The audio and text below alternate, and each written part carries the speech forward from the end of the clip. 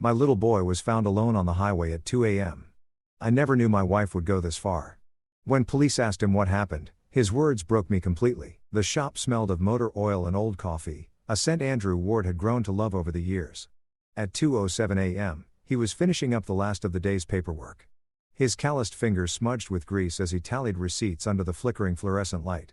The garage stood silent except for the hum of the refrigerator in the corner and the occasional ping of cooling metal from the last car he'd worked on. His phone buzzed against the steel workbench. The vibration loud in the quiet. Andrew glanced at the screen. Unknown number. He considered ignoring it. Nothing good came from calls at this hour, but something made him answer. This Andrew Ward, a man's voice, official and tired. Speaking. This is Trooper Daniels with the Missouri State Highway Patrol. We've got a situation here on Route 17. Just past mile marker 43. Found a boy walking the shoulder. Says his name is Miles Ward. Says you're his father. Andrew's hand tightened around the phone. The words didn't make sense at first, like hearing a foreign language. Miles was 4 years old. Miles was supposed to be asleep in his bed at Tara's place, tucked under the dinosaur blanket Andrew had bought him last Christmas. That's Andrew's voice caught. He cleared his throat. That's my son. Where is he now? We've got him at the station. He's okay. Just cold and scared. How fast can you get here? 15 minutes. Ender didn't remember grabbing his keys or locking the shop. The October night, air hit his face like a slap as he ran to his truck, his breath forming clouds in the darkness. His mind raced through possibilities, each one worse than the last. An accident. Tara hurt. The house on fire, but the trooper had said Miles was walking. Walking alone on a highway in the middle of the night. The engine roared to life and Andrew peeled out of the parking lot, his headlights cutting through the empty streets of Redwood Crossing. The small Missouri town looked different at this hour. Storefronts dark, traffic lights blinking yellow. Not another soul in sight. His knuckles were white on the steering wheel. The state police station sat on the edge of town. A squat brick building with harsh white lights illuminating the parking lot. Andrew killed the engine and was out of the truck before it fully stopped. His boots hitting the pavement at Iran. Inside, the smell of burnt coffee and industrial cleaner replaced the garage smells. A young officer at the desk looked up, started to speak, but Andrew was already scanning a room. Then he saw him. Miles sat on a wooden bench against the far wall, drowning in an adult-sized police jacket, his small legs dangling off the edge. His face was pale, strewn with dried tears, and there was a scrape on his left knee. Blood dried in a thin line down his shin. When he saw Andrew, his whole body seemed to collapse inward with relief. "Daddy." The word was barely a whisper, but it tore through Andrew's chest. He crossed the room in 3 strides and dropped to his knees in front of his son, pulling the small body into his arms. Miles clung to him, his little hands fisting in Andrew's work shirt, and Andrew could feel him shaking. "I've got you," Andrew murmured into his son's hair. "I've got you. You're safe now." Trooper Daniels appeared beside them, a thick man with gray at his temples and kind eyes that had seemed too much. He waited until Andrew looked up before speaking. "Mr. Ward, we need to ask Miles a few questions. Just understand what happened tonight." Andrew nodded but didn't let go of his son. He shifted so Miles sat on his knee, still wrapped in a jacket, still pressed against his father's chest. Daniels crouched down to eye level, his voice gentle. "Miles, buddy, can you tell me what happened? How did you end up on the road?" Miles's fingers tightened on Andrew's shirt. His voice came out small and flat, like he was reciting something he'd been taught not to say. "Mom said I had to leave because I cost too much." The words landed in the quiet station like stones dropping into still water. Andrew felt them settle in his chest, cold and heavy. His arms tightened around Miles instinctively, protectively, while his mind struggled to process what he just heard. Danielle's expression hardened. "Your mom told you to leave the house." Miles nodded against Andrew's chest. "Was anyone else there? Was she home?" "She went out with Ree. She said I was too loud and I make everything expensive and I had to go find Daddy." Andrew's jaw clenched so hard his teeth itched. He kept his breathing steady control because Miles needed him calm right now. But inside something fundamental had shifted, not broken. Breaking implied weakness, fragility. What happened inside Andrew Ward in that moment was different. It was a hardening, a crystallization of every frustration and fear he'd carried for 4 years since the divorce. Every missed phone call, every bruise he noticed on Miles's arms that Tara explained away.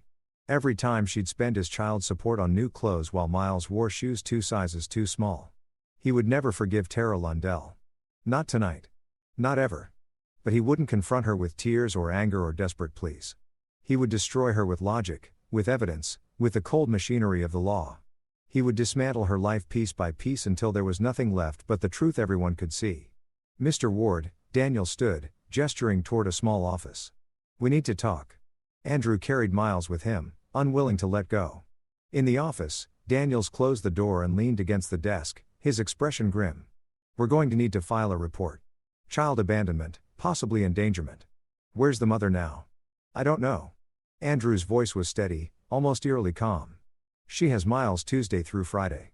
I get him weekends and Mondays. She lives in the duplex on Carver Street.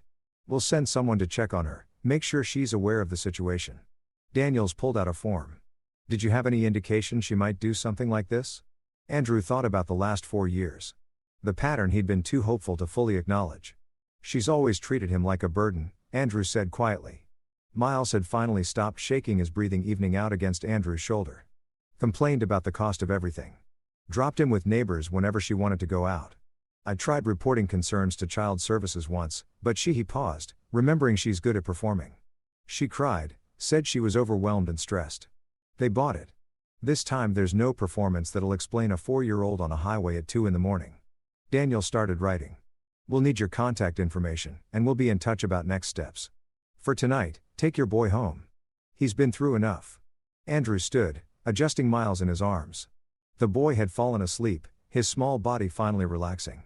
Andrew looked down at his son's face, the same nose as his own, the same stubborn chin, and felt that cold determination settle deeper. "Thank you, Trooper." Mr. Ward. Daniels met his eyes. "Document everything from here on out. Photos, times, conversations, everything. You're going to need it."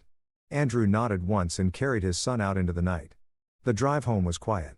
Miles slept curled in the passenger seat, still wrapped in the police jacket, his hand clutching Andrew's work shirt like a lifeline. Andrew drove slowly, carefully, his mind already moving through the steps ahead. The past 4 years played through his memory like a film he'd seen too many times. Meeting Tara when he was 28, fresh from technical school, working his first job at a mechanic shop in Jefferson City. She'd been beautiful, confident, from a wealthy suburb near Kansas City. She'd seemed so sure of everything, so polished compared to his grease-stained hands and small-town simplicity. The relationship moved fast, too fast, probably. Pregnant within 6 months, married 3 weeks later in a courthouse ceremony Tara complained about for months afterward. She'd wanted her family there, but they'd cut her off years before over something she never fully explained. Money, probably. It was always money with Tara's family. Miles was born on a rainy April morning, and for a few months, Andrew had believed they might make it work. But Tara had never wanted to be a mother. She wanted the idea of it, the attention, the sympathy, the validation, the reality of a crying infant. Sleepless nights, and stretched finances killed whatever affection she'd had for Andrew. The divorce came when Miles was 6 months old. Andrew didn't fight it. He just wanted his son safe and cared for.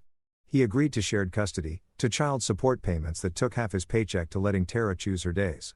He thought if he was reasonable, if he cooperated, things would be okay. He'd been wrong. Over the following years, Andrew watched his son become an afterthought in Tara's life. She fed Miles cheap food, ramen, frozen dinners, fast food, while posting pictures of expensive restaurant meals with friends. She left him with elderly neighbors for hours, sometimes overnight, without warning. She bought herself new phones, new clothes, while Miles wore hand-me-downs from a cousin Andrew didn't even know he had. Andrew tried to help. He bought clothes that Tara said disappeared or got ruined. He packed extra food in Miles's backpack.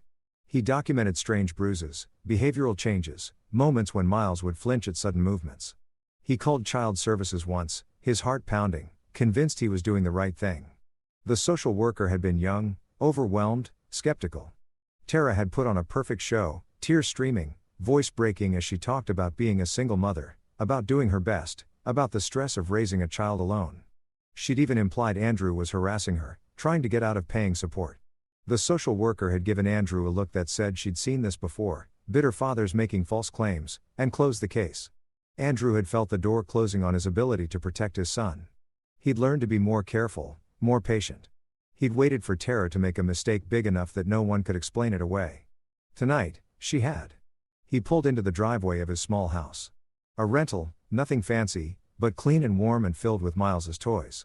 He carried his son inside, laying him gently on the couch while he turned on lights and adjusted the thermostat. Miles stirred but didn't wake. Andrew knelt beside the couch, looking at the scrape on Miles's knee. He retrieved the first aid kit from the bathroom and carefully cleaned the wound, applied antibiotic ointment, covered it with a bandage decorated with cartoon trucks. Miles whimpered in his sleep, but didn't wake. Then Andrew pulled out his phone and took photos. The scrape, the jacket that was far too large. Miles's face pale and exhausted even in sleep. He noted the time, the date, the circumstances, every detail. He sat in the armchair across from the couch as the night slowly gave way to dawn, watching his son sleep and planning his next move. He didn't feel angry. Anger was hot and immediate and uncontrolled. What he felt was cold, precise, patient. Tara had declared war the moment she sent their 4-year-old son onto a dark highway. She just didn't know it yet. Andrew waited until the sun rose, painting the living room in shades of gold and amber before making the first call. Marlin Vance answered on the third ring, his voice rough with sleep. "This better be important, Andrew." She left him on a highway. Silence, then Miles. State police found him walking Route 17 at 2 in the morning. She told him he cost too much and sent him out to find me. Andrew heard movement on the other end. Marlin getting out of bed, probably his footsteps creaking across old floorboards. Marlin had handled Andrew's divorce, had watched the custody arrangement form, had seen the frustration Andrew carried for years. He was in his 60s, a small-town lawyer with more integrity than ambition. The kind of man who took cases because they were right, not because they paid well. Is he okay? Physically, yes. Scrape on his knee, cold, terrified, but alive. And Tara, I don't know where she was. Miles said she went out with her boyfriend, left him alone, and told him to leave. Marlin exhaled slowly. Okay, listen to me. This is the break we've been waiting for, but we have to be smart. We can't let emotion drive this. I'm not emotional. Andrew's voice was flat, certain. I'm done playing nice, Marlin. I'm done trying to co-parent with someone who sees our son as a financial burden. I want full custody, no shared anything, no visitation without supervision. I want her out of his life in every way that matters. Another pause. Andrew, this won't be simple. She'll lie. She'll perform. You know she will. Then we make the truth louder than her lies. That's what I'm talking about. Andrew heard the faint sound of coffee being poured. We'll need documentation. Every interaction from now on, every bruise, every late pickup, every text message. Can you do that without tipping her off? Already started. Good. Marlin's voice shifted into planning mode. We'll file for emergency custody modification. The police report will be our foundation, but we need more. We need a pattern. Can you talk to neighbors? Anyone who might have seen her neglect? Yes. Do it quietly. We don't want her lawyering up before we're ready. And Andrew, Marlin's voice softened slightly. I know you're angry. You have every right to be, but you need to stay calm. Stay focused. The court will look at you, too. They want to see you're stable, rational, the better parent. Can you do that? Andrew looked at his son, still sleeping on the couch, one small hand curled under his cheek. I can do whatever it takes. After hanging up, Andrew made breakfast quietly. Scrambled eggs, toast, juice. Miles woke around 8, blinking in a morning light, momentarily confused about where he was. Then he saw Andrew and relief flooded his small face. Daddy. Hey, buddy. Andrew sat on the edge of the couch. How do you feel? Tired? Miles's voice was. Is Mom mad? The question hit Andrew harder than he expected. Not is Mom okay or where's Mom, but is Mom mad? As if her anger was the natural consequence of Miles's existence. Don't worry about Mom right now, Andrew said gently. You're staying with me for a while. Okay, we're going to have breakfast, and then maybe we can watch some cartoons. How does that sound? Miles nodded, his expression uncertain but willing. Andrew carried him to the kitchen, settled him in his chair, and watched him eat slowly, methodically, like he wasn't sure when the next meal might come. Andrew's phone buzzed. A text from an unknown number. This is Trooper Daniels. Officers went to the Carver Street address. Mother wasn't home. Left a note for her to contact us. We'll keep you updated. So, Tara still wasn't home. Hours after sending her son onto a highway. She was still out. Probably with Reese called her, the new boyfriend Andrew had heard about but never met. Younger than Tara. No job that Andrew knew of. The kind of guy who smiled too much and meant none of it. Andrew saved the message, screenshotted it, backed it up to his cloud storage. Evidence. Everything was evidence now. The day passed quietly. Miles seemed content to stay close, watching television, playing with his trucks on the living room floor. Andrew worked from home when he could, doing paperwork and ordering parts online. He kept Miles in his line of sight at all times, noting every small behavior. How Miles startled at loud noises. How he hoarded snacks in his pockets. How he asked permission before doing anything. These were the behaviors of a child who'd learned to be invisible, to take up as little space as possible. Around 3 in the afternoon, Andrew's phone rang. Tara. He let it go to voicemail, then listened as her voice, bright, casual, annoyed, filled his ear. Hey, so the police left some weird note at my place. Something about Miles. Call me back. This better not be you causing drama again. Not a trace of worry, not a hint that she'd sent her son into the night and hadn't thought about him since. Andrew saved the voicemail. Then he called back, putting the phone on speaker and setting it on the counter with the voice recorder app running. She answered immediately. Finally. What's this about? Miles was found walking Route 17 at 2 this morning. What? That's impossible. He was asleep. He was on a highway. Tara alone at 2 o'clock in the morning. Well, I don't know how that happened. He must have snuck out. You know how he is. He told the state police you sent him out. Said you told him he cost too much. Silence. Andrew could practically hear her recalculating. That's ridiculous. He's 4. You probably dreamed it. Kids make up stories. The police have a report. There's a record now. This is your fault. Her voice shifted, turning sharp. You turn him against me. You make him say things. You've been trying to take him away since the divorce. I didn't put him on a highway. I didn't either. And if you try to use this against me, I swear to God, Andrew. He hung up. His hands were steady. His breathing was calm. He had what he needed. Her immediate denial. Her attempt to blame Miles. Her threat. All recorded, all time-stamped, all saved. Miles appeared in the doorway, his dinosaur blanket trailing behind him. Was that Mom? Yeah, buddy. Is she coming to get me? The hope in his voice was small, uncertain, like he didn't quite believe it himself, but had to ask anyway. It broke Andrew's heart and hardened his resolve simultaneously. Not tonight, Andrew said. But you're safe here. You know that, right? Miles nodded slowly, then quietly. I like it better here. Andrew pulled his son into a hug, breathing in the scent of kid shampoo and sleep, and made a silent promise. Miles would never have to beg for safety again. Never have to wonder if he was wanted. Never have to walk a dark highway alone. Whatever it took to make that true, Andrew would do it. Even if it meant destroying the woman who'd given Miles life, especially then. The next morning, Andrew drove Miles to preschool. The director, Mrs. Patterson, met them at the door with a concerned expression. The state police had called ahead. She explained quietly to let them know about the incident. She promised to keep Miles close to call if anything seemed off. Andrew watched his son disappear into the colorful classroom. Already moving toward the blocks with another little boy, and felt the weight of responsibility settle heavier on his shoulders. He couldn't be with Miles every second. He had to trust others to help, to watch, to care. It went against every instinct he had right now. But he also had work to do. His first stop was the duplex on Carver Street. Tara's car wasn't there. He didn't knock. Instead, he walked the perimeter slowly, noting details. The garbage bins overflowing with takeout containers and wine bottles. The broken lock on the back gate. The window screen hanging loose on one side. The yard littered with cigarette, but Tara didn't smoke, which meant Reese did, which meant Reese spent significant time here. Andrew took photos of everything. His second stop was Darlene Fritz's house, 3 doors down from Tara's duplex. Darlene was in her 60s, a retired teacher with sharp eyes and a soft heart. She'd babysat Miles a few times when Tara needed emergency coverage, which usually meant Tara wanted to go out and hadn't bothered to plan ahead. Darlene answered the door wearing a cardigan and reading glasses, a mystery novel in one hand. Her expression shifted from pleasant to concerned when she saw Andrew. Oh, honey, I heard what happened. Is Miles all right? He's okay. Physically, Andrew hesitated. Can I talk to you for a minute? She stepped back, gesturing him inside. Her house smelled like cinnamon and old books. They sat in her living room surrounded by photos of grandchildren and shelves of well-worn paperbacks. I need to ask you about Tara. Andrew began about how she treats Miles. Darlene's mouth tightened.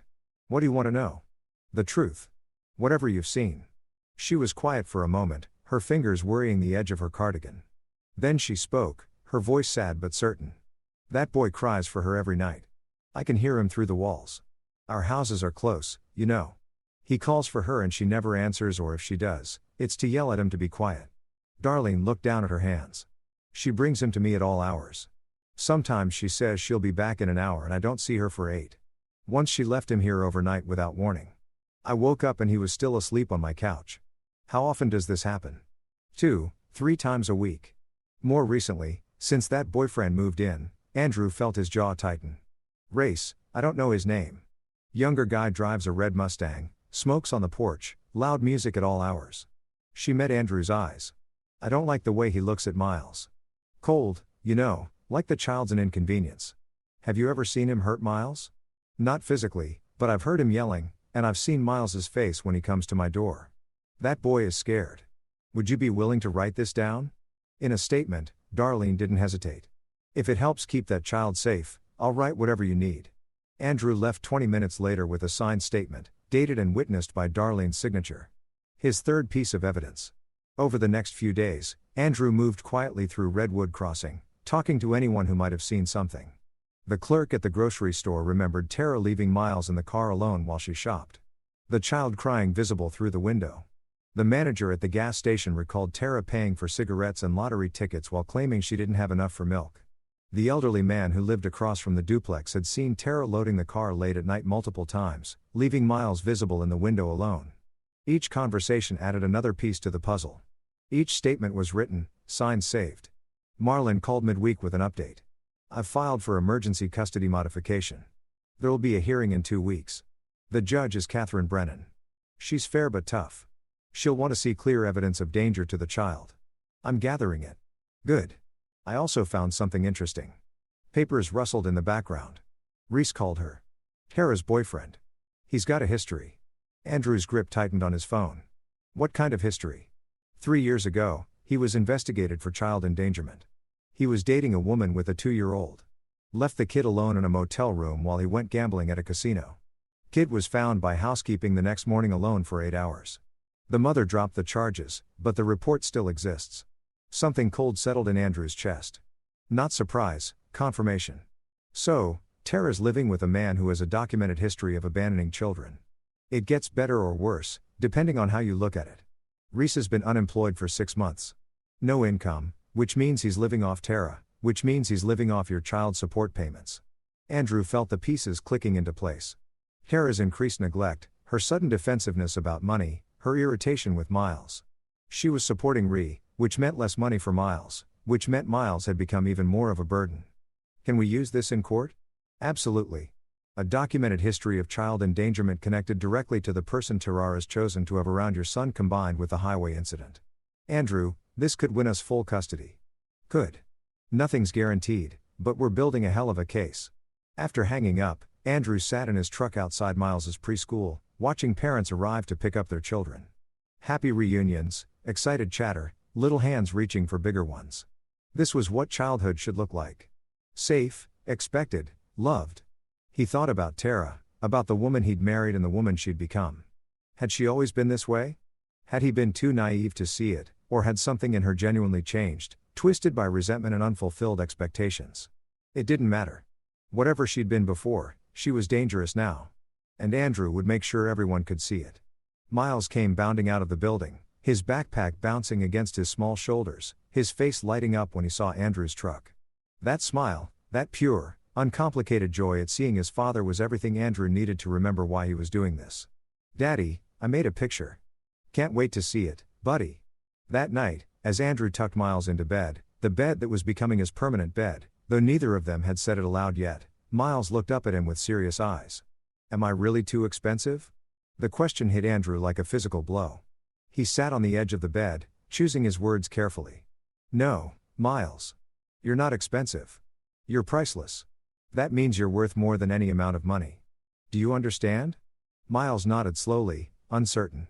Your mom. Andrew paused, weighing truth against protection. Your mom made a mistake. A big one. But that's not your fault. None of this is your fault. But she said, I know what she said. She was wrong. Miles was quiet for a moment. Then so softly, Andrew almost missed it. I'm glad I'm here. Andrew pulled his son close, feeling the small body relax against him. Me, too, buddy. Me, 2. After Miles fell asleep, Andrew returned to the living room and pulled up the file Marlin had sent about Reese Calder. Police reports, court documents, witness statements from 3 years ago. The details were damning. A child left alone in a locked motel room, crying for hours, no food, no water, no care. The mother had defended Ree, said it was a misunderstanding, dropped the charges. But the investigating officer's notes painted a clear picture of a man who prioritized gambling over a child's safety. And Tara had brought this man into Miles's life. Andrew's phone buzzed a text from an unknown number. "Mr. Ward, this is Alicia Briner." Ree called his ex. "Can we talk?" Andrew stared at the message. How had she found his number? What did she want? He responded, "How did you get this number?" "Mutual friend, I heard what happened to your son. I think you should know some things about Ree. Call me tomorrow at noon." Andrew sent his number and sat back, his mind racing. Whatever Alicia Brenner had to say, it would be another piece of the puzzle, another weapon in the arsenal he was building. Tara had started this war the night she sent Miles onto a dark highway. Andrew was going to finish it. The days leading up to the phone call with Alicia Brenner felt strangely suspended, like the quiet before a storm. Andrew maintained his routine. Drop Miles at preschool, work at the shop, pick Miles up, dinner, bedtime stories. But underneath the normally, he was preparing for battle. At exactly noon the following day, Andrew's phone rang. He was in his office at the shop. The door closed, a notepad and pen ready on his desk. "This is Andrew. Mr. Ward, thank you for taking my call." The woman's voice was tired but determined, carrying the weight of someone who'd seen too much. "I'm Alicia Brenner. I was with Reese Calder for 2 years. We had a daughter together." Andrew's pen stilled. "Ah, she's safe. She lives with my parents now. Full custody. I got clean, got away from Ree. Got my life back, but it took almost losing everything. What do you need to tell me?" Alicia took a breath. "Ree is dangerous. Not in the obvious way. He's never hit anyone, never threatened anyone directly. But he's manipulative. He finds women who are vulnerable, who have something he wants. Money, a place to stay, respectability, and he bleeds them dry. Tara, when I heard about what happened to your son, I knew the pattern. Reese doesn't like kids. Sees them as competition for attention and resources. When I was with him, he'd leave our daughter alone for hours. Sometimes he'd lock her in her room so she wouldn't bother him. The incident 3 years ago, the casino, the motel, that wasn't a one-time mistake. That was who he is." Andrew was writing quickly, recording every word. "Why didn't the charges stick?" "Because I was stupid." Her voice cracked slightly. "I loved him. Or I thought I did. He convinced me it was all a misunderstanding. That the police were overreacting. That if I didn't defend him, they'd take our daughter away. So, I lied.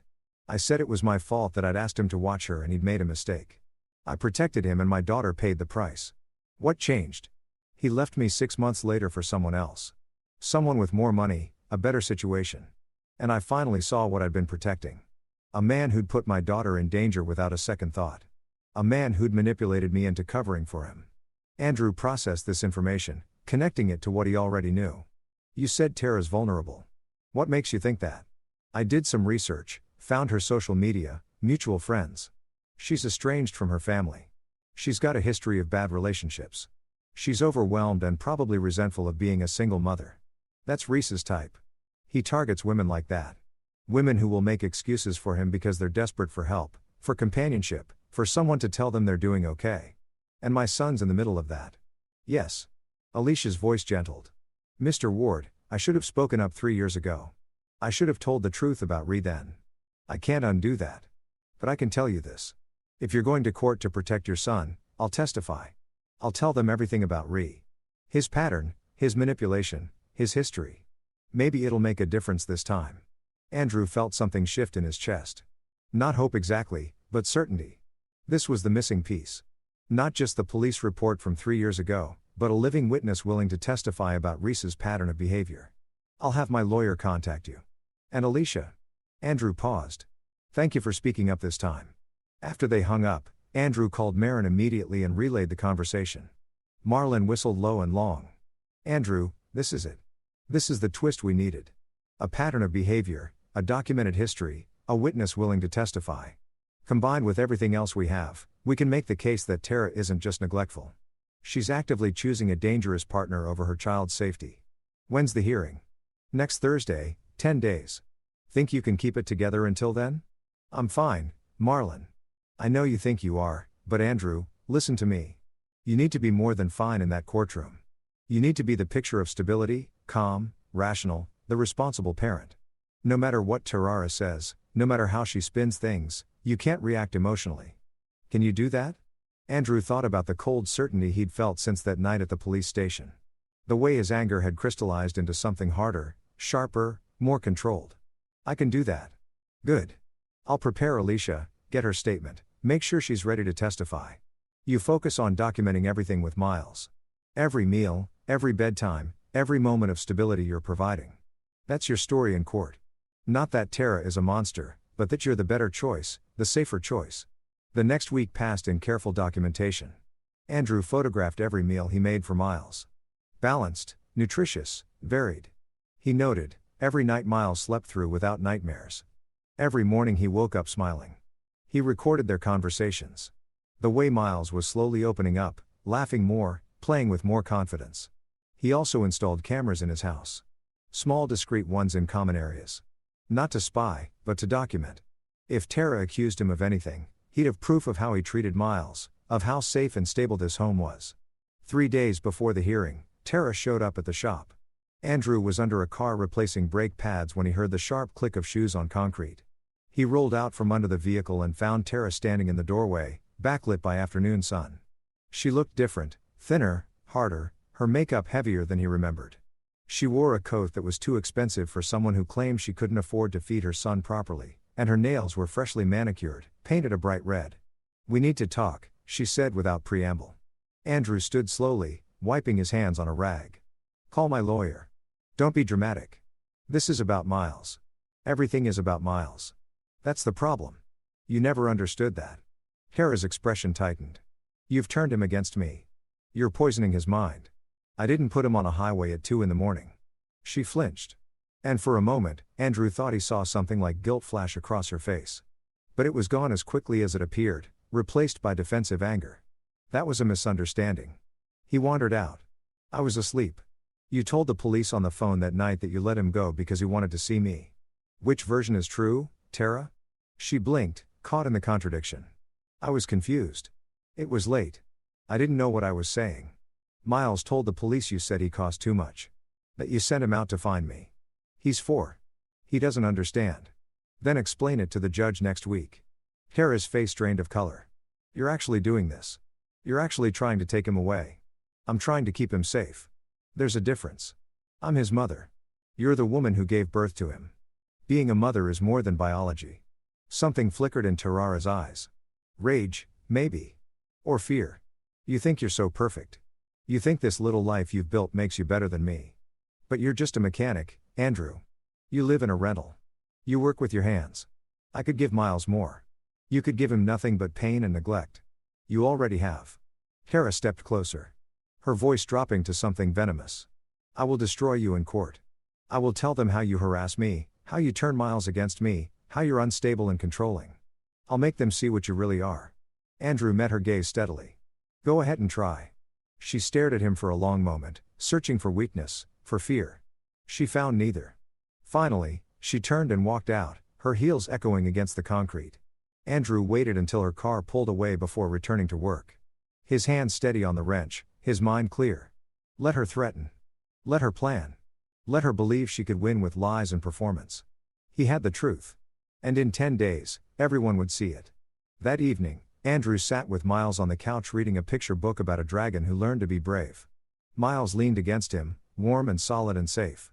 And Andrew felt that cold determination solidify even further. He would win this. Not because he was perfect, not because he had money or status or charm, but because he showed up, because he cared. Because when his son needed him, Andrew had been there. And Tara hadn't. That was the only story that mattered. The night before the hearing, Andrew barely slept. He lay in bed staring at the ceiling, running through every possible scenario, every question Tarara's lawyer might ask, every lie she might tell.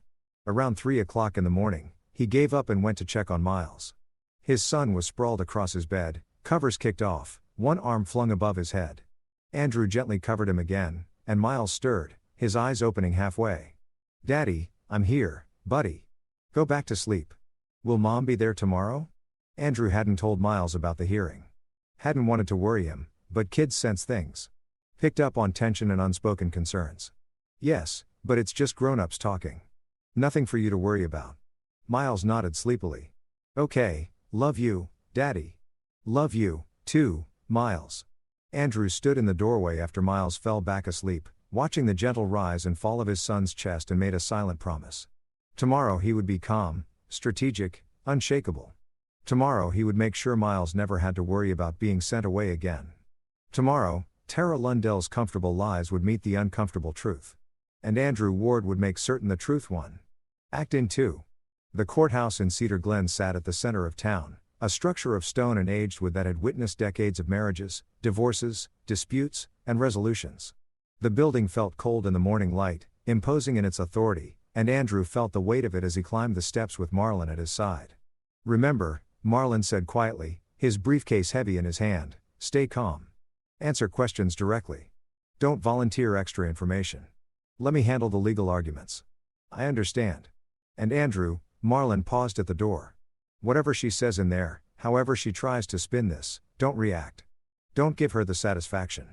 Show the judge who you are by how you handle yourself. Andrew nodded. He dressed carefully that morning. Clean jeans, a button-down shirt, his best boots.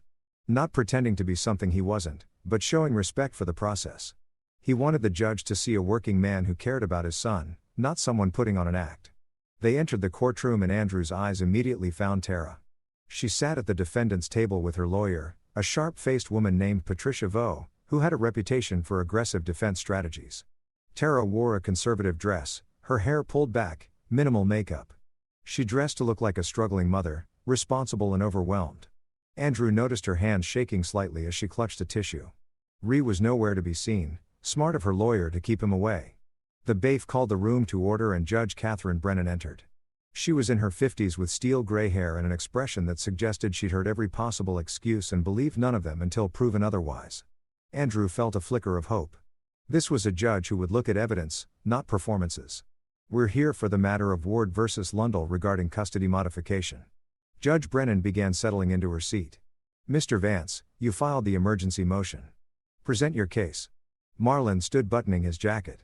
Thank you, Your Honor. My client, Andrew Ward, is seeking full custody of his son, Miles Ward, age 4, based on documented child endangerment by the respondent, Tara Lundell. On October 15 of this year, at approximately 2:07 a.m., Miles was found by Missouri State Highway Patrol walking alone on Route 17. He was cold, frightened, and injured. When asked how he came to be on the highway, Miles stated that his mother told him he cost too much and that he needed to leave to find his father. Tara's lawyer stood. Your Honor, if I may, the child is 4 years old. He's not a reliable narrator. Ms. Lundell has stated that her son wandered out while she was asleep. This was a terrible accident, but not intentional endangerment. Judge Brennan held up a hand. You'll have your turn, Ms. Voss. Continue, Mr. Vance. Marlin nodded. We have the police report from Trooper Daniels, who was first on scene. We have photographs of Miles's condition that night. We have documented statements from neighbors who have witnessed a pattern of neglect over the past 2 years. And we have testimony from an expert witness regarding Miss Lundell's current boyfriend and his documented history of child endangerment. The judge's eyebrows rose slightly. A boyfriend with a criminal history. Not criminal, Your Honor, but documented by Child Protective Services. Ree Calder was investigated 3 years ago for leaving a 2-year-old child alone in a motel room for 8 hours while he gambled at a casino. The charges were dropped when the mother declined to press them, but the investigation report still exists. Miss Lundell has been living with Mr. Calder for approximately 3 months. We have testimony from his exordiner that his behavior toward children is consistent and dangerous. Tara leaned toward her lawyer, whispering urgently. Patricia Vo's expression tightened. Your Honor, Vo said, standing again. Miss Lundell's relationship with Mr. Calder is irrelevant to this case. She is the mother. She is primary custody. One incident of a child found alone on a highway at 2 in the morning is hardly minor. Ms. Voss. Judge Brennan interrupted. I'll hear the evidence. Mr. Vance, call your first witness. The petitioner calls Trooper Robert Daniels. The state trooper entered through the side door, still in uniform, his expression professional but sympathetic. He was sworn in and took the stand. Marlin approached. Trooper Daniels, can you describe the events of October 15? Yes, sir. At approximately 1:55 a.m., I was on patrol along Route 17, when I spotted what appeared to be a small child walking along the shoulder. I pulled over and found Miles Ward, age 4, wearing pajamas and no shoes. The temperature was approximately 48 degrees. The child was cold, frightened, and had a minor injury to his knee. What did Miles tell you when you asked how he came to be there? He said his mother told him he had to leave because he cost too much. He said she told him to go find his daddy. Was the child certain about this? Did he seem confused or unreliable? No, sir. He was clear and consistent. He repeated the same story multiple times in the same words. In my experience, that's often an indicator of truth. Children who are making things up tend to change details. What was the child's emotional state? Traumatized, shaking, crying, difficult to console. That level of distress in a child that young. It stays with you. Marlin nodded. Thank you, Trooper. No further questions. Patricia Vaux stood for cross-examination, her expression sharp. Trooper Daniels, you said Miles claimed his mother told him to leave, but you didn't witness this conversation, correct? No, ma'am. And you're not a child psychologist qualified to determine whether a 4-year-old is a reliable witness. I'm a father of 3, and I've been doing this job for 20 years. I know when a child is telling the truth, but you can't know that for certain, can you? I know the child was on a highway in the middle of the night. However he got there, someone failed him. Judge Brennan intervened. Miss Voss, do you have questions about Trooper Daniels' observations, or are you just arguing? No further questions, Your Honor. Marlin called his next witness, Darlene Fritz. The elderly woman entered nervously, her hands clutching her purse, but her voice was steady when she took the oath. Marlin guided her through her testimony carefully. Miss Fritz, how often do you see Miles Ward? 2-3 times a week usually. His mother brings him to me when she needs a sitter. How often does Miss Lundell request your help? Lately, very often, sometimes with only a few minutes' notice. Sometimes she says she'll be back in an hour and doesn't return until the next day. Has Miss Lundell ever left Miles with you overnight without warning? Yes, twice that I can remember. I woke up and he was still on my couch. Miss Fritz, you live 3 doors down from Miss Lundell. Have you observed how she treats Miles when she's home? Darlene's expression saddened. I can hear them through the walls. Our houses are close. That boy cries for her at night. Every night, and she doesn't answer or she yells at him to be quiet. Objection. Patricia Vaux called. Hearsay, Your Honor. This is an observation from a neighbor regarding a pattern of neglect. Marlin countered. I'll allow it. Judge Brennan said, continue, Miss Fritz. In your observation, is Miles's mother attentive to his needs? No. Darlene's voice was firm. I don't think she wants to be a mother. I think she sees that child as a burden. Objection. Sustained. Miss Fritz, please stick to what you've observed, not your interpretations. Yes, Your Honor. I've observed her leaving him alone, yelling at him, ignoring him when he cries. Is that better? Andrew saw Tara's face flush red, her hands clenching in her lap. Patricia Voss whispered to her urgently, probably telling her not to react. After Darlene came the grocery store clerk, then the gas station manager, then the elderly neighbor across the street. Each testimony added another layer to the picture. A mother who prioritized herself over her child, who saw Miles as an inconvenience, who left him alone and uncared for. Then Marlin called Alicia Briner. She entered the courtroom looking nervous but determined, her eyes briefly meeting Tara's before looking away. When she was sworn in, Marlin asked her to identify herself. I'm Alicia Briner. I was in a relationship with Reese Calder for 2 years. We have a daughter together, Ms. Brenner. Can you describe Mr. Calder's behavior toward children? He doesn't like them. Sees them as competition for attention and money. When we were together, he'd leave our daughter alone for hours. Once he locked her in a room so she wouldn't bother him while he played video games.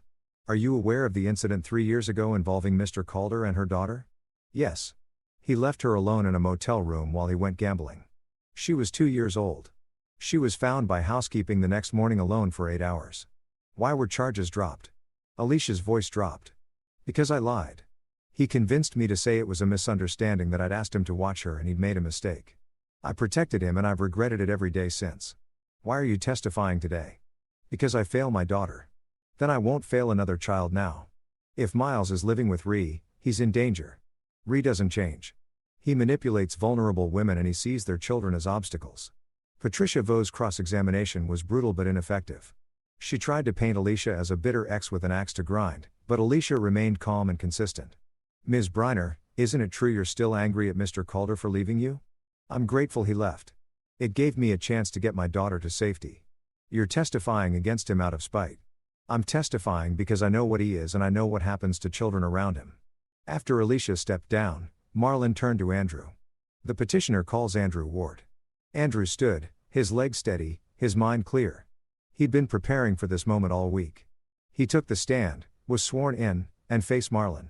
Mr. Ward, describe your relationship with your son. I love him. He's the most important thing in my life. Describe a typical day when Miles is with you. I wake him up gently. We have breakfast together, something nutritious, balanced. I ask him about his dreams. We talk about what he wants to do that day. I take him to preschool, pick him up, help with whatever homework or activities he has. We make dinner together. He helps me set the table. We read before bed. He chooses the books. How does Miles behave when he's with you? He's happy, relaxed. He laughs more, plays more confidently. He sleeps through the night. He doesn't flinch at sudden movements. Does he flinch when he's been with his mother? Yes. And he hoards food, hides snacks in his pockets like he's afraid there won't be more. Have you documented Miles's condition when he returns from his mother's care? Yes, I have photographs of bruises, of clothes that are too small, of times when he's been returned hungry and unwashed. Marlin submitted the evidence, folders full of photographs dated and annotated. Judge Brennan looked through them, her expression growing grimmer with each page. Patricia Voss's cross-examination tried to paint Andrew as controlling, as someone who resented paying child support, as a father who manipulated his son. Mr. Ward, isn't it true you tried to take custody before? I've expressed concerns about my son's safety. Yes. Concerns that child services didn't find credible. Tara is very good at lying. Objection sustained. Mr. Ward, answer the question that was asked. Child services close a case. That doesn't mean there wasn't a problem. It means Tara convinced them there wasn't. You're bitter about your divorce. I'm grateful for my divorce. It gave me clarity about who Tara really is. You hate Ms. Lundell. I don't hate her. I pity her. She's a woman who had a child she didn't want and can't love, and now she's destroying him piece by piece. Objection. Withdrawn. Patricia Voss snapped. No further questions. Andrew returned to his seat. Marlin squeezed his shoulder briefly. Well done. Then it was Tara's turn. She took the stand, looking appropriately emotional. Eyes red, tissue in hand, posture humble. Patricia Voss guided her through a carefully crafted narrative. Ms. Lundell, describe what happened the night of October 15th. I was exhausted. I've been working all day and Miles have been difficult, not listening, throwing tantrums. I put him to bed and fell asleep myself. The next thing I knew, the police were calling saying they'd found him. I was horrified. You didn't tell him to leave? Of course not. I love my son. I would never send him out into the night. Why do you think Miles said you did? He's 4. He doesn't always understand what's real and what he's imagined. And Andrew, she glanced at Andrew, her expression wounded. Andrew has been turning him against me since the divorce, telling him I don't care, that I don't want him. Objection, Marlin said wearily. There's no evidence Mr. Ward has done any such thing. Your Honor, Ms. Lundell is explaining her son's state of mind. I'll allow it, but tread carefully, Miss Voss. The testimony continued. Tara painted herself as an overwhelmed single mother doing her best, a victim of circumstance and Andrew's manipulation. She cried at appropriate moments. She spoke about how much she loved Miles, how hard she tried. When Marlin stood for cross-examination, his expression was neutral, but his questions were surgical. Miss Lundell, you testified that you were asleep when Miles left the house. Where was Reese called her? Tara hesitated. I don't know. He wasn't there that night. Are you certain? Because we have a witness who saw his car in your driveway until approximately 1:30 a.m. He might have stopped by earlier, but he was gone by the time I went to sleep. So, you're not certain where Mr. Calder was that night? No. M. Lundell. Were you aware of Mr. Calder's history with Child Protective Services? No. We don't talk about his past relationships. Even though he's living in your home with your son, he doesn't live with me. He stays over sometimes. How often? I don't know, a few nights a week. So, a man with a documented history of child endangerment stays in your home multiple nights per week around your 4-year-old son, and you didn't think to ask about his past. Tara's composure was cracking. He's good to Miles. He helps out, does he? We have testimony from neighbors that they've heard him yelling at Miles, that they've seen him ignore the child for hours. That's not people are exaggerating. Ms. Lundell, the night Miles was found on the highway. Where were you? I told you I was asleep. Your phone records show you made calls at midnight, 1 a.m., and 1:30 a.m. you were awake. Tara's face drained of color. I was calling Ree, so you weren't asleep. You lied to this court. I was confused about the timeline where you were awake when you sent your son out into the night. I didn't send him out. Then explain how a 4-year-old boy in pajamas ended up walking a highway at 2 o'clock in the morning. Ms. Lundell. Because the alternative is that you were so neglectful, so inattentive that your child could disappear from your home and you didn't notice. Which story makes you look better? Tara burst into tears. Real ones this time, not performed. I was trying to help him. He wanted to see his father. He was crying and I was tired and I thought if he walked to the corner he'd realize it was too far and come back. I thought he'd come back. The courtroom went silent. Patricia Vaux's face was ashen. Marlin remained still, letting the words hang in the air. Judge Brennan leaned forward. Ms. Lundell, are you telling this court that you intentionally sent your 4-year-old son out of your home at night to teach him a lesson? Tara was sobbing now, her careful facade completely shattered. I didn't mean I thought he was so difficult and I was so tired. Your Honor, Patricia Vaux interrupted desperately. My client is clearly overwhelmed. Your client just admitted to child endangerment. Judge Brennan said coldly. Sit down, Miss Vaux. The judge shuffled through papers, her expression severe. And she looked up, her gaze moving between Tara and Andrew. I've seen a lot of custody cases. I've heard a lot of excuses, but I have never, she paused, her voice hardening. Never heard a mother admit to sending her child out into the night as punishment. Miss Lundell, you endangered your child's life. You lied to police. You lied to this court. You have demonstrated a pattern of neglect that puts your son at risk. Your Honor, please. I'm not finished. The judge's voice was steel. Custody of Miles Ward is awarded fully and permanently to Andrew Ward. Ms. Lundell, you are granted supervised visitation only 1 hour per week supervised by court-appointed guardian. You will undergo evaluation by Child Protective Services. You will complete parenting classes. And if you violate any of these conditions, you will lose visitation entirely. Do you understand? Tara's sobs were her only answer. Do you understand, Miss Lundell? Yes, she choked out. Court is adjourned. The gavel came down with a sound like finality itself. Andrew sat still, letting the moment settle. He'd won. Miles was his safe, protected, away from Tara's neglect and Reese's influence. He'd won. Tara was still crying at her table. Patricia Vaux speaking to her in low, urgent tones. Andrew watched without emotion.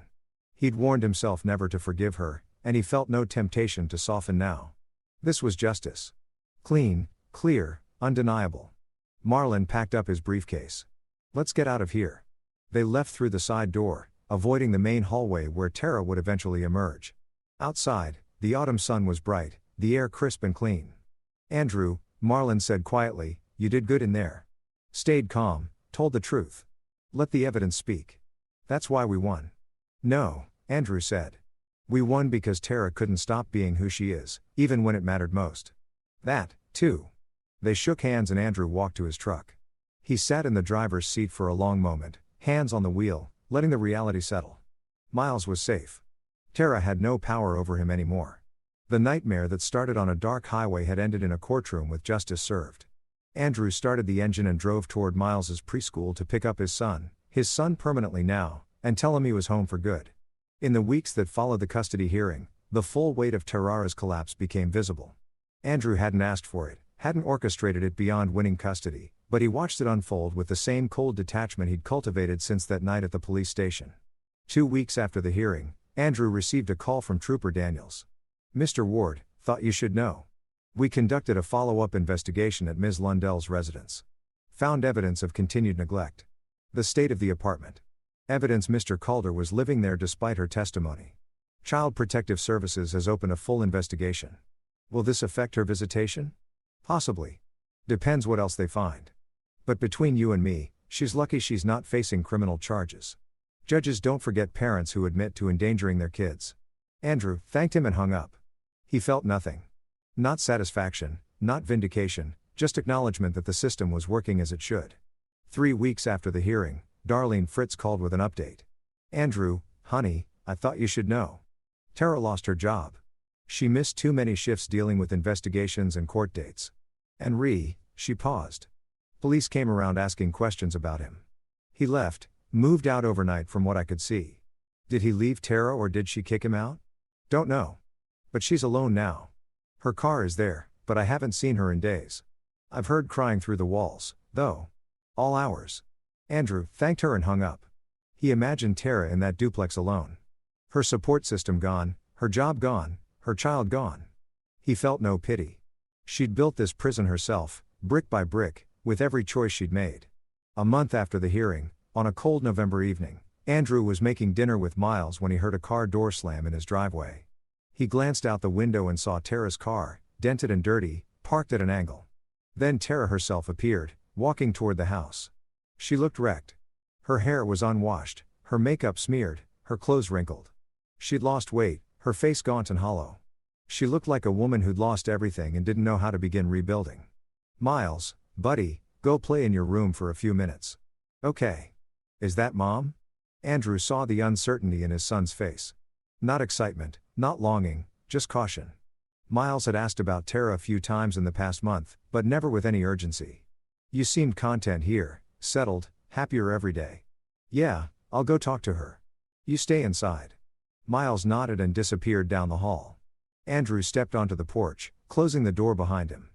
Tara stood at the bottom of the steps, looking up at him with red-rimmed eyes. Andrew, please. Her voice was raw, desperate. This wasn't a performance. This was genuine desperation from a woman who'd hit bottom and found it harder than she'd expected. Please, what? Don't take him from me. I know I made mistakes. I know I was wrong, but he's my son. I can be better. I swear I can be better. Andrew looked at her and saw not the woman he'd married, but the woman she'd become through her own choices. Every decision that prioritized herself over Miles. Every moment she treated their son as a burden rather than a gift. Every lie she'd told to cover her negligence. Miles isn't a paycheck, Tara. He's not a burden. He's a child who deserved better than what you gave him. She climbed 2 steps, reaching toward him. I know. I know that now, but I can change. Give me a chance. I gave you 4 years of chances. You used every one of them to hurt him a little more. Andrew, I'm begging you. You never gave him what he needed. Not once. Not when he cried for you at night. Not when he was hungry. Not when he needed to feel safe. You gave him nothing. Tears streamed down her face, her mascara making dark tracks on her cheeks. I love him. No, you don't. You love the idea of him. You love the control, the attention, the sympathy people give single mothers. But Miles himself, you never love him enough to put him first. She sobbed, her body shaking. Please, Andrew, don't do this. Don't take away my only chance. This isn't me taking anything. This is you losing what you threw away. She reached for him again and he stepped back, his hand on the door handle. This is the last time we speak outside of court. You have supervised visitation starting next week. 1 hour once a week with a monitor present. If you miss a session, you lose the next one. If you cause problems, you lose them all. Those are the terms. Andrew, that's the deal. Tara, take it or walk away. But you don't get to come here and beg for mercy. You never showed our son. She stared at him, her face crumpling. You've destroyed my life. No, I protected my son. You destroyed your own life. Those are very different things. You step back inside and close the door. Not a slam. That would have been emotional, reactive, just a quiet, firm closing. The final punctuation on a conversation that was over. Through the window, he watched Tara stand on the steps for a long moment, her shoulders shaking with sobs. Then she turned and stumbled back to her car. The engine started, coughed, started again. She drove away, the tail lights disappearing into the November darkness. Andrew felt nothing. Not victory, not relief, not guilt, just the clean certainty that he'd done what needed to be done. Miles appeared in the hallway, his dinosaur blanket trailing behind him. Is Mom gone? Yeah, buddy. She's gone. Is she coming back? Eventually, you'll see her sometimes with someone there to make sure everything's okay. But you live here now. This is home. Miles nodded, processing this. Then quietly, I'm glad. Andrew pulled his son into a hug, breathing in the scent of kid shampoo and safety, and felt something shift inside him. Not the cold hardness that had sustained him through the battle, but something warmer. Not forgiveness for Tara, never that, but peace with the outcome. He'd fought for his son. He'd won. Miles was safe. That was all that mattered. The weeks turned into months. Winter settled over Redwood Crossing, bringing snow and cold and the quiet rhythm of a new life. Andrew established routines with Miles.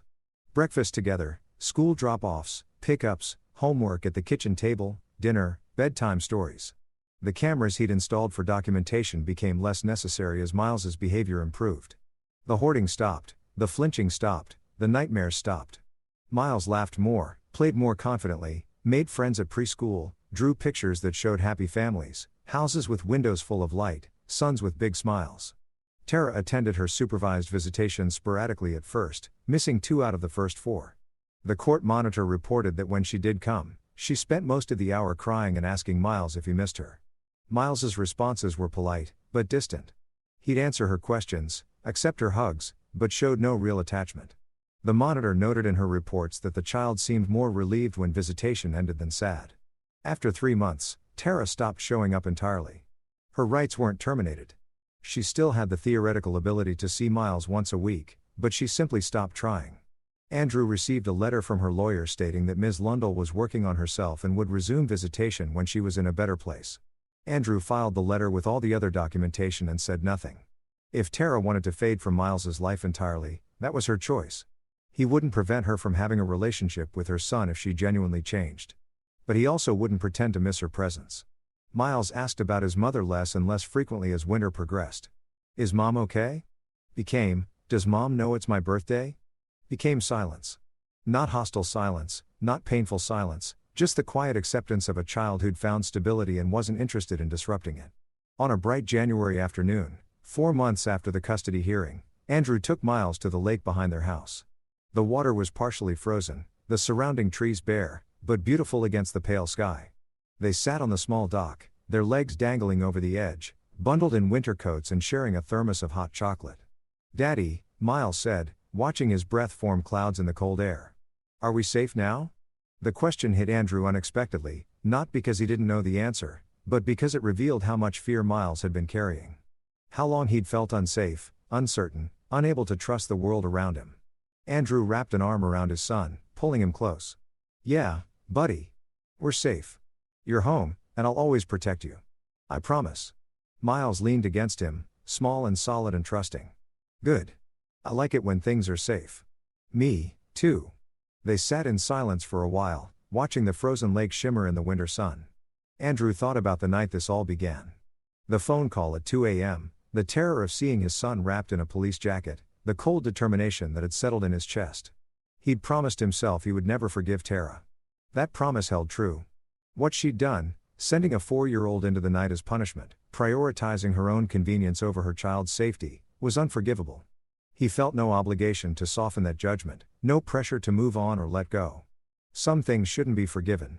Some people don't deserve second chances. Not because they can't change, but because the harm they caused was too fundamental, too deliberate. But more important than his refusal to forgive, was his commitment to moving forward.